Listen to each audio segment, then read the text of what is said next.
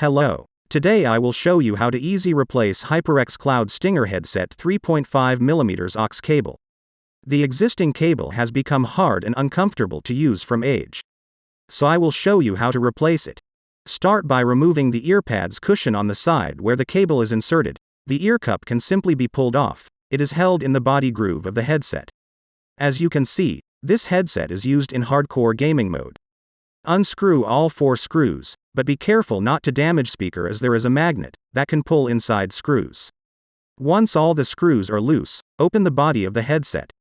The next step is to cut the old wire and pull it out of the headphone housing. Then I think the most difficult task in the repairing these headphones is to take the old cable out of this rubber cable holder. This is necessary so that the new cable can go through it.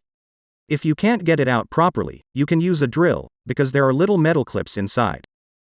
Then you need also to buy a replacement 3.5mm 4-pole cable. The link to it is in the video description.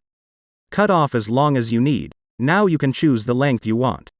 Then stretch the wire from the 3.5mm jack to the very end of the cable where it is cut.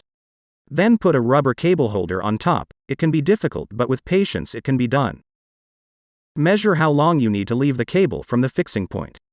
Then carefully with a sharp paper knife remove the outer cable jacket. But so that the inner wires are not damaged, you can also use a lighter. It is easier to get the jacket off. Then pull off the rubber jacket. Separate all the wires by colors with 110% accuracy, as the smallest wire at the wrong color in the headphones will not work properly. This is results: 4 wires, silver, green, blue and red. Don't worry. If the old wire had 5 or 6 wires, it's because some wires have separate ground for mic and speakers. Here is the board with the contacts to which we will need to solder the new wires. The next step is to cut the heat shrink tubing, which is slightly longer than the 3.5mm jack. Use a plier to make tubing wider and put it over the top of the 3.5mm jack. This will give a better fixing and longer life of the cable.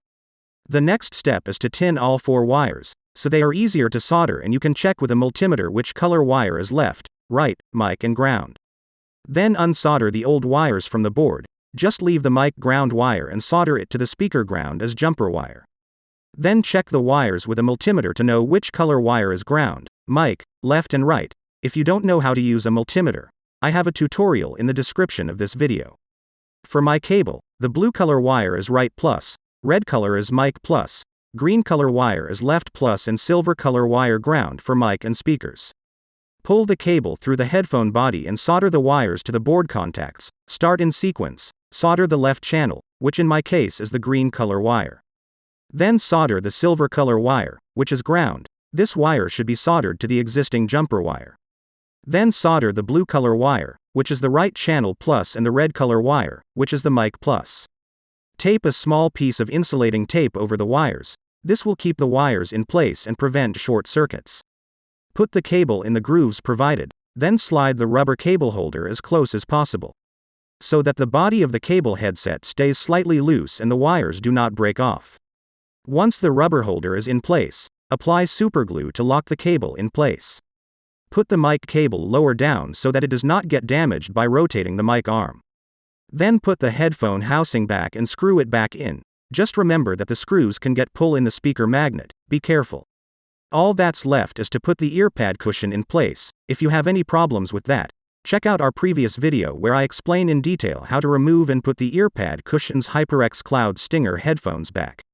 The next step is to connect the headphones to your smartphone and run the left-right channel test. The link is in the video description to this test. If the sound is good, open the voice recorder on your phone and check the mic as well. The mic works too. Cool, we've fixed another headset and saved a bunch of money by not buying a new headset. This is also the result, a new, durable cable that will last for many years. If you have any questions or suggestions, feel free to post them below this video. But now back to gaming.